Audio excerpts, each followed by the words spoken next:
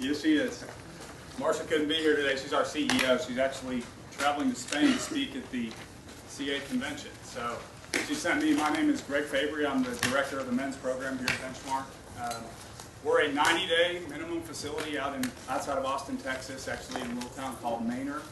We used to be known as the Mark Houston Recovery Center. Some of you may know us by that name. And Mark Houston passed away back in 2010, and our name changed, but the vision and the program and what we do, it did not change at all. Mark had a vision of opening a true recovery center, a place that would give men and women all the tools that they need basically to get involved in their own recovery. Our program is focused on the 12 steps.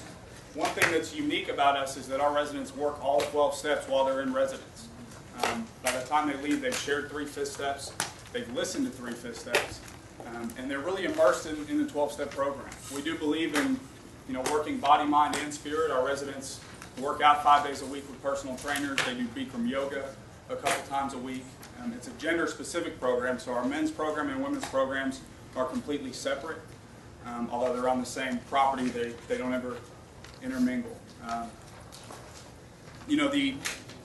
Really the vision that Mark had was a hardcore place that's going to tell people the truth, get them through the steps. We do have a therapist who comes in, we have a psychiatrist who comes in, but the main focus and the heart of what we do is on getting people taking action in their recovery, doing all the things that have been proven to work.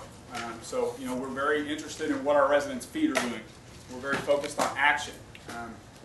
We do accountability groups every morning. Residents get up early, they cook their own meals, they clean, they keep everything Zen-like in appearance, and that level of structure and discipline is really helpful for the people that have been to other programs, and they're able to get through without really changing. And one of the things John mentioned yesterday was length of stay. We're a minimum 90-day program, but we reevaluate that. Most of our residents will stay 4 months, some will stay 5 or 6 months, and they know that every 30 days that will be reevaluated, and that indeterminate length of stay can be very helpful. So many times if someone knows that they're getting out in 90 days, they can just hold their breath, so to speak, and not really get authentic and real. And so the fact that they don't know exactly when they're leaving, that can be really beneficial in getting them to be authentic. We also offer a sober living and a monitoring program that's been very successful. We opened 2 apartment complexes for sober living. They're gender-specific complexes, one for the men and one for the women, and we've got full-time community managers that manage that property and make sure that they're not just there at night. They're there all throughout the day helping people find jobs, make resumes, giving drug tests, making sure that the community rules are followed. And those sober living environments have been extremely successful. We actually have people that don't want to leave sober living, which is incredible because it used to be we couldn't get them to stay long enough. The continuum of care, residents will stay in our residential program 4 to 5 months, sometimes 6 months. They'll go to sober living for a minimum of 90 days. Sometimes they'll stay up to 6 or 9 months. And then we also have a monitoring program. That's a 1-year program. It's $7,500 for the year. That includes everything. And this is not just a few phone calls. This monitoring program, every resident who enrolls in it is given a certified recovery coach. They meet with their recovery coach face-to-face once a week. They have random drug screens twice a week at first. It goes down from there. Their family is involved in this process. The family's on the phone with the recovery coach pretty much as they want. And so we're able to help the families maintain those boundaries. A lot of people have mentioned this week how important it is to work with the families of these addicts and alcoholics. And so, in that first early part of recovery, so many times families don't know what to do. And these recovery coaches are there to give them a blueprint of exactly what to do. Should we give them a car? Is it time for them to move out of sober living? We're able to provide that support. That monitoring program has been very successful so far. We've actually had a monitoring program of some form since 2008. Our current model has been in place for about 2 years, and we've had pretty high success rates with that monitoring. And so, one thing about Benchmark, we're not for everyone. We're clear about that.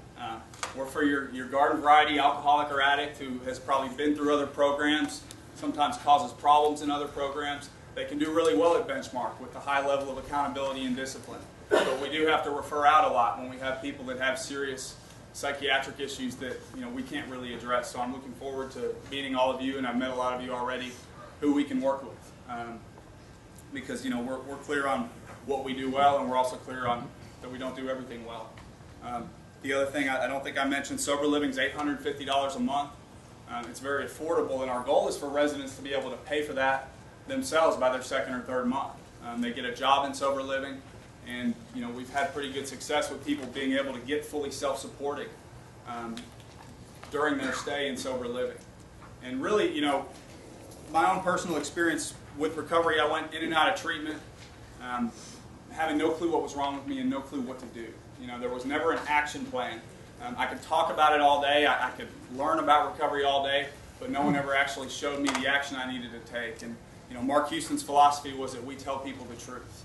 That when people come into our facility, we don't just pat them on the back and say everything's going to be okay. We tell them you have a fatal illness. And if you don't change your entire way of living, it's not going to work out well. And we hold people accountable to that. It's really a spiritual experience is the goal. We hopefully have every resident have a spiritual awakening through the 12 steps while they're in our facility. Service is a huge aspect of our program. Our residents are in a community-driven atmosphere. So when they first get there, they're assigned a buddy who's been there 3 or 4 months. This buddy acts almost as like a sponsor to them. And so when people leave, they have the skills and the practice of sponsorship and the kind of service work that's needed for long-term recovery. So I may have forgotten something here. I think that's about it. I guess I'll take any questions. Yes? Book says female?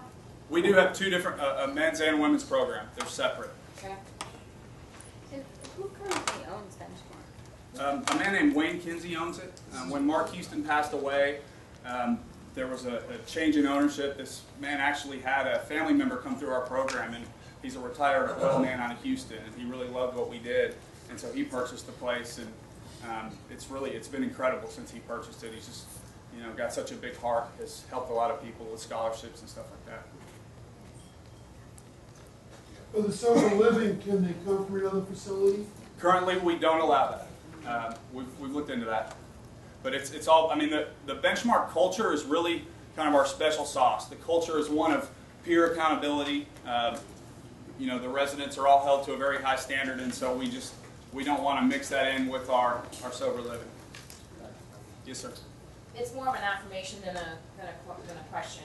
I have a personal friend whose son has been through treatment in the last 3 years, and she spent over $500,000 trying to get him help. He came to your program, and no matter how many people tried to get him the experience of really integrating the 12 steps into his life, your program was the only one that did it. He is 8 months sober today. And from the bottom of my heart and hers, we're very grateful for that. Thank you. Let me tell you the best treatment program out there. The last one you were in. I just wanted to give a shout out. I was in there for a few years, but I went out there when Mark was still alive, and it was just a really beautiful, concise campus. It was really organized and really a lot of attention to detail. And I remember Mark talking about the 2 wolves story, and I think that was sort of one of his methodologies and philosophies to really ingrain in all of the kids. And it was kind of on the same line of what Hero House is really trying to focus Great AA on. speaker too. Right. Wonderful AA. Yeah. Absolutely. I've been out there a lot of times. He's got a great program, there's no doubt about it. Yes. The financial aid piece, I noticed you don't take insurance. How does that work?